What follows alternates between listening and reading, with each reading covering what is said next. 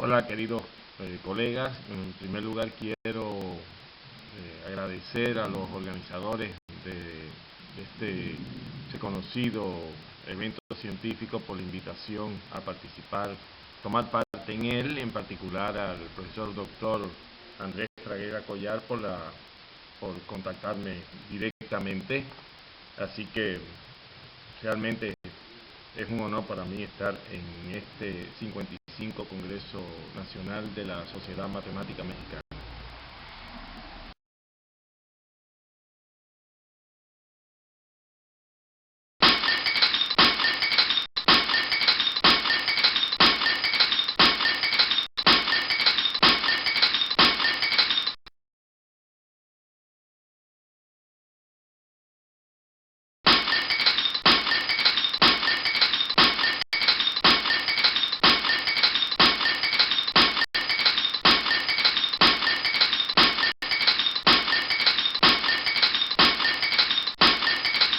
En esta conferencia vamos a hablar del surgimiento del cálculo fraccionario. Le voy a poner un apellido clásico o global, y su desarrollo posterior, incluso llegando hasta las últimas modificaciones bastante recientes, y además vamos a comentar un área que se ha ido imponiendo en los últimos años, que es el cálculo generalizado local, yo prefiero llamarlo así, y veremos las diferencias entre el cálculo fraccionario clásico y este cálculo generalizado local.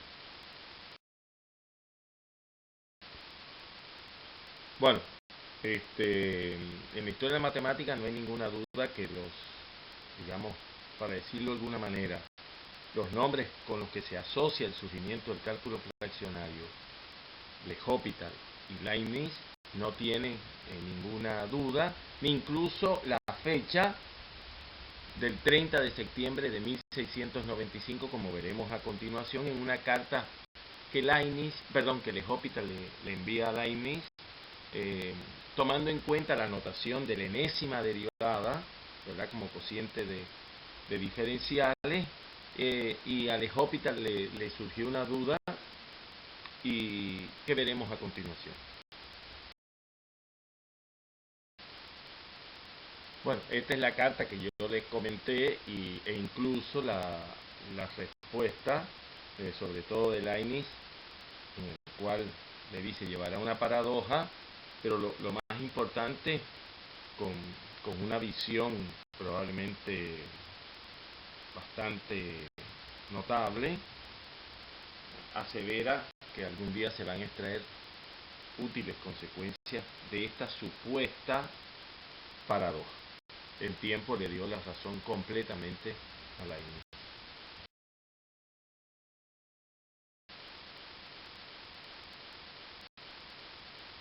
Lo que comentábamos en la filmina anterior, sucintamente está representado aquí, ¿verdad? La segunda derivada como la primera derivada, de la primera derivada. Se puede introducir el operador D mayúscula con el exponente indicando el orden de la derivada. Entonces la pregunta de L'Hopital era en concreto: ¿qué pasa si n es igual a un medio? Para decirlo en otras palabras, lo que le preguntó L'Hopital a Leibniz es: ¿existe la media derivada?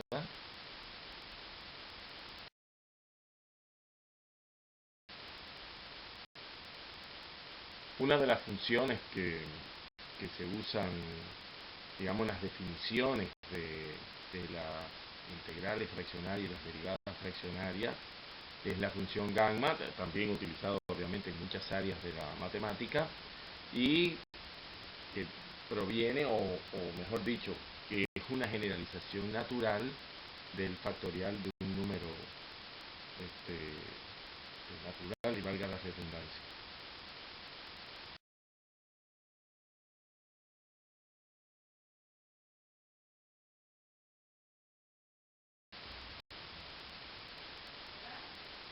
Otra otra función que tiene, digamos, amplia utilización en el cálculo fraccionario es la función de Mittag-Leffler, en este caso biparamétrica, ¿verdad?, definida de esta manera, y que es a su vez contiene como caso particular nuestra conocida función exponencial, entre otras.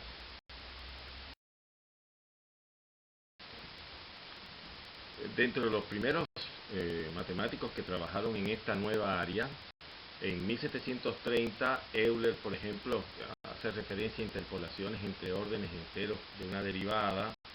Un poco más tarde, en 1812, Laplace define una derivada fraccionaria, pero en realidad la primera discusión de que se tiene, digamos, referencia clara de una derivada de este tipo apareció en 1819 en 2 páginas del celebrado libro de texto de cálculo de Lacroix, aunque en realidad lo consideró más un ejercicio matemático que alguna cuestión teórica relevante. En el 1822, Fourier sería el siguiente en hacer mención a las derivadas de orden no entero, pero tal y como pasó con Euler, Laplace y Lacroix, digamos, no desarrolló ninguna aplicación. En realidad, la primera aplicación relacionada con un operador fraccionario, en este caso con una integral fraccionaria, aparece en la solución que presenta Abel de la tautócrona, en el cual ya ahí vemos un operador fraccionario tal y como nosotros lo aceptamos hoy en día.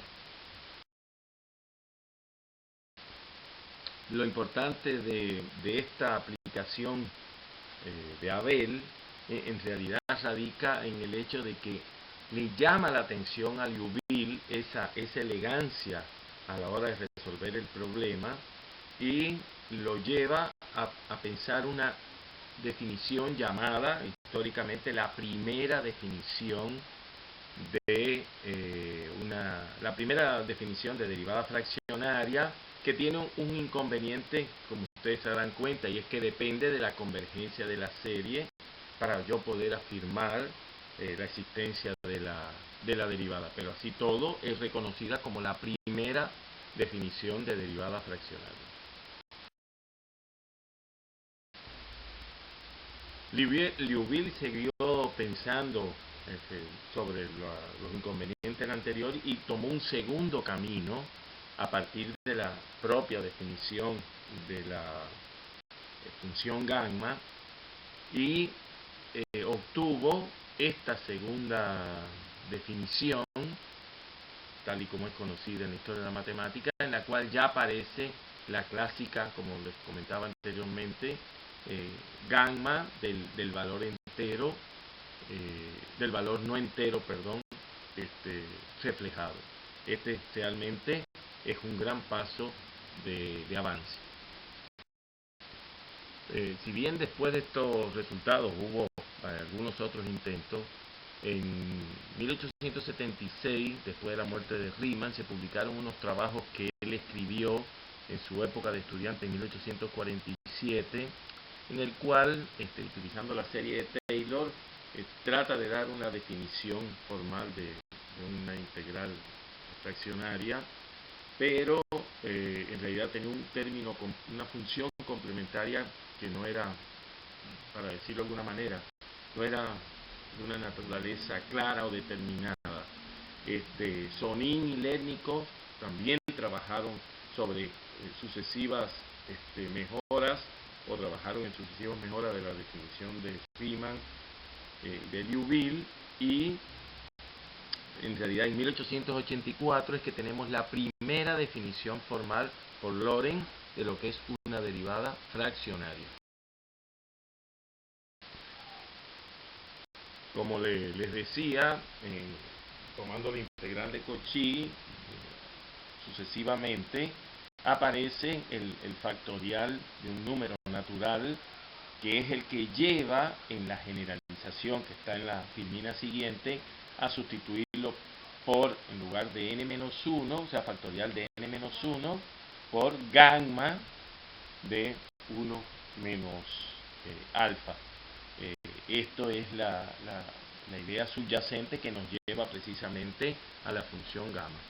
Y por otro lado, si yo considero a la integral como, para decirlo de alguna manera, como el operador derivada con exponente negativo, entonces obviamente puedo jugar algebraicamente con los exponentes y obtener una expresión adecuada para la derivada.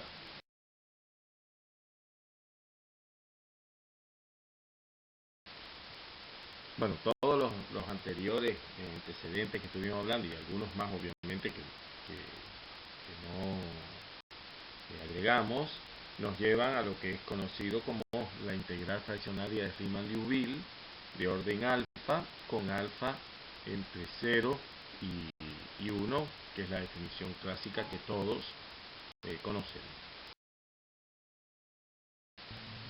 Bueno, las definiciones formales, tal y como las conocemos en el día de hoy, en este caso para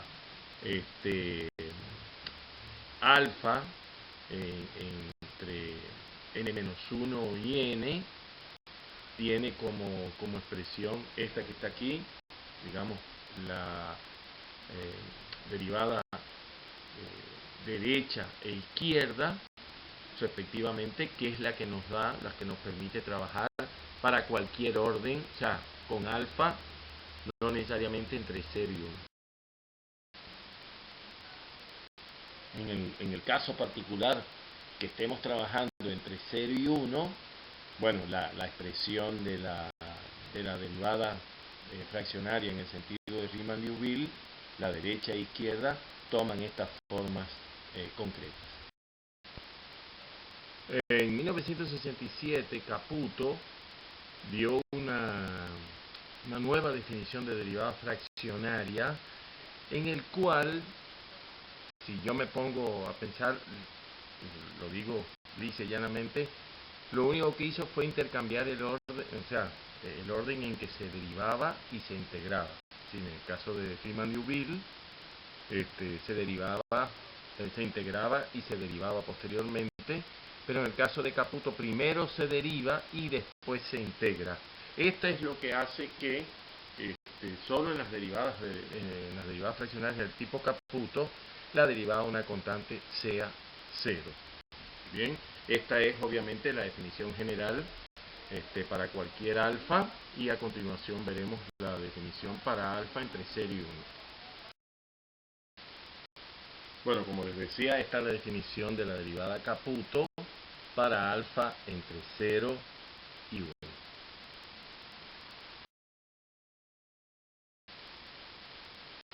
Bueno, a partir de todos estos resultados, obviamente, por los nombres que están representados aquí, también fueron anteriores, hoy se siguen distintas direcciones en el cálculo fraccionario clásico o global. Digo global porque recuérdense que al estar definido en términos de una derivada no es un operador local.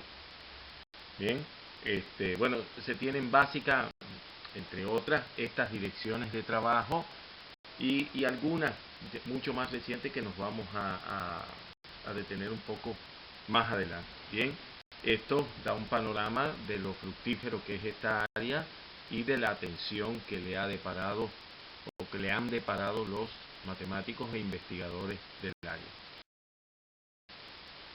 Desde el punto de vista de las aplicaciones, por ese detalle que yo les comentaba, que en las derivadas de tipo Caputo la derivada de una constante es 0, bueno, es la que más ha llamado la atención, sobre todo en las aplicaciones físicas, y en particular en los últimos años hay dos versiones bastante conocidas y bastante aplicadas, como son la derivada fraccionaria de Caputo-Fabrizio.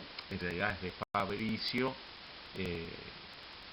desarrolló la definición clásica de Caputo, y de Atangana-Baleano-Caputo, en el cual, si ustedes se fijan, la diferencia más notable, por decirlo de alguna manera, es el kernel que usa estas derivadas, que en este caso son kernel suave, no como el caso de la definición clásica de Caputo, que tiene un polo y por tanto se llaman núcleos degenerados a ese tipo en las derivadas, y además que involucra una función que se llama función de normalización definida, digamos, general, de una manera general, pero que cumple esta condición que está aquí debajo. Bueno, en realidad el término preciso para aludir a este cálculo o derivadas o integrales, el término preciso debería ser derivadas de orden no entero, más que derivadas fraccionarias, porque el término fraccional o fraccionario puede llevar a algún tipo de confusión como tal. Bien.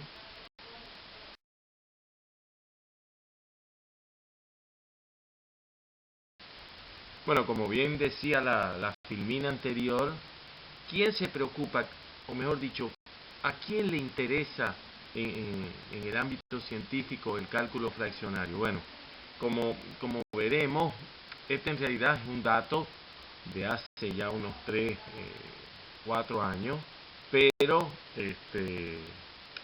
siguen siendo, para decirlo de alguna manera, predominante los trabajos de matemática pura y de física sobre los de otras áreas, aunque en realidad en ingeniería ha ido creciendo bastante las investigaciones y los resultados que se han derivado de esto en los últimos tiempos.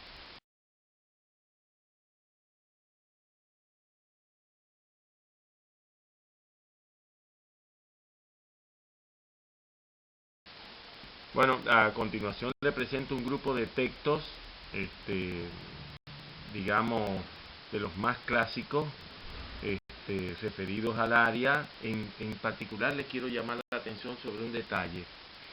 Hablamos de que el surgimiento del cálculo fraccionario estaba incluso datado como el 30 de septiembre de 1695. Bueno, el primer libro de texto, como quieran llamarlo, más o menos, digamos en detalle, fue publicado recién en 1974.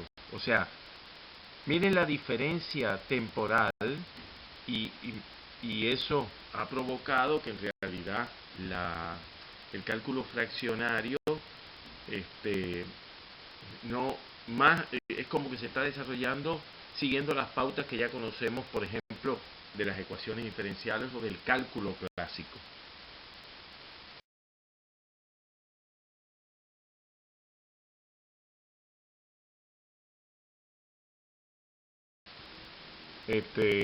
Obviamente no todas las definiciones que uno conoce siempre tienen algún tipo de inconveniente, en particular en el caso de las derivadas fraccionarias, por ejemplo, voy a centrarme en el punto 5.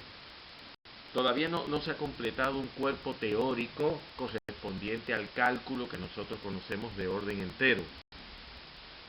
Y está vinculado con lo que yo le señalé, que el primer libro de texto relativo a esta área fue de 1974. Desde el punto de vista de las aplicaciones, en particular hay otra, que es el punto 4, que también quería detenerme, y es el hecho de que no existe una regla de la cadena para derivar en orden no entero a funciones compuestas. Esto en particular hace que en investigaciones relativas, por ejemplo, con el segundo método de Lyapunov, en el cual se halla la derivada a lo largo de las soluciones de un sistema, no se puede aplicar en el sentido estricto de la palabra como nosotros conocemos, porque al no tener regla de la cadena hay que apelar a otros artilugios, desigualdades, mayoraciones, qué sé yo, para poder obtener el resultado deseado.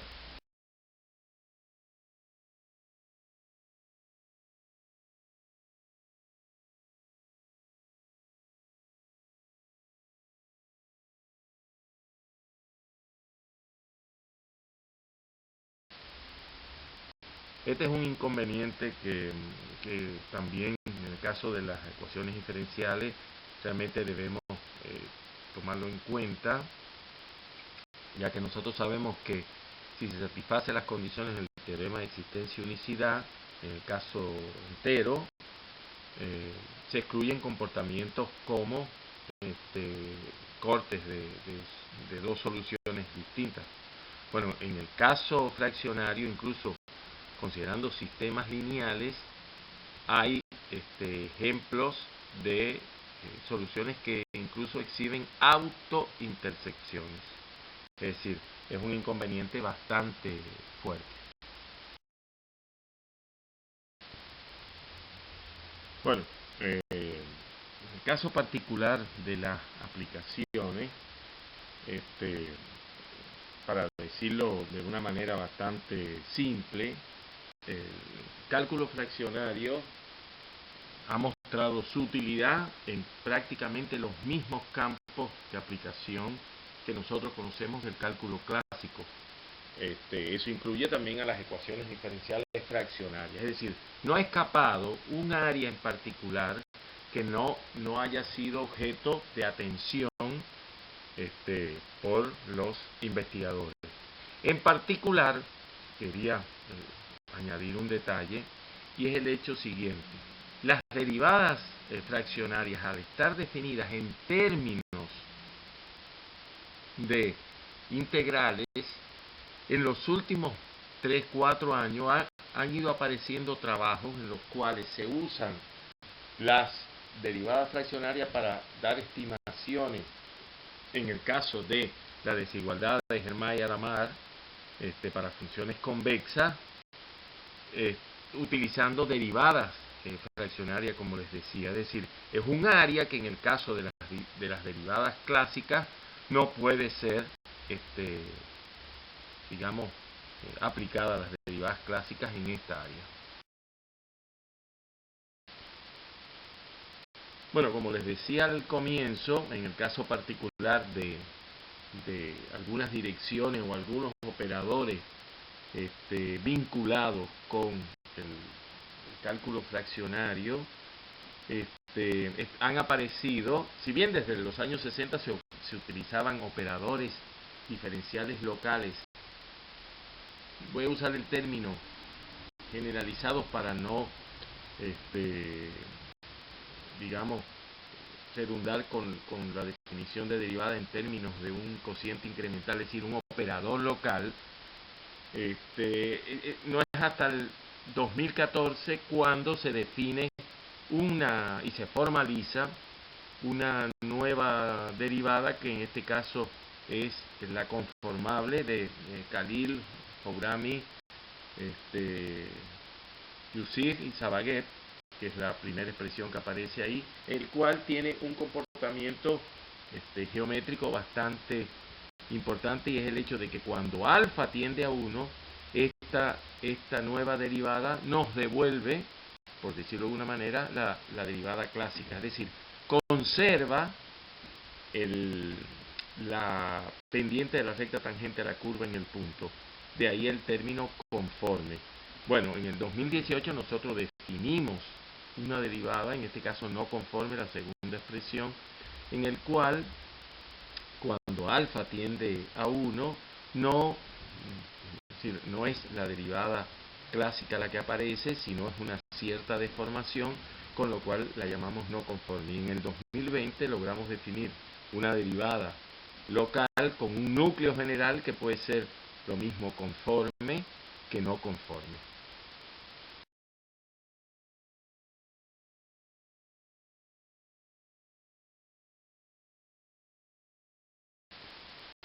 Bueno, pudiera pensarse qué necesidad hay de trabajar con estas derivadas generalizadas, y obviamente y sus correspondientes operadores integrales, si ya tenemos las derivadas de orden entero y tenemos las derivadas fraccionarias. Bueno, el primer texto, el de Atangana, hace una mención sobre el desarrollo del cálculo desde Newton hasta nuestros días, que incluye operadores locales y globales, el cual justifica el por qué estas nuevas herramientas que han demostrado su utilidad en muchas aplicaciones por el doble carácter del núcleo. En el caso de la expresión más general, ¿verdad?, puedo variar el núcleo y el orden, por los cuales los matemáticos han ido o están aplicándolos cada vez más en distintas áreas. En particular, el segundo texto que está ahí señalado nos da una expresión concreta para referirnos a las derivadas fraccionarias, a las derivadas generalizadas. Si yo quiero ser exactamente verídico, las derivadas fraccionarias no son derivadas y las derivadas generalizadas no son fraccionarias. Bien, eso es un poco lo que quería concluir, en particular teniendo en cuenta que en el último texto que está ahí se hace una clasificación de diferentes operadores fraccionarios donde están también los operadores locales. Bueno, esto ha sido todo. Espero que haya despertado el interés de ustedes. En particular está mi dirección de correo. Pueden contactarme o pueden contactar a otros muchos investigadores que hay en México, muy destacados. Así que espero les haya servido. Lamentablemente el tiempo no ha sido todo lo que uno hubiera querido para a lo mejor detenerse en las ecuaciones diferenciales fraccionarias para rendir honor al área en la cual está inmersa esta conferencia. Igualmente estoy en gratitud con todos ustedes y por supuesto con los organizadores, como ya decía al comienzo. Muchas gracias.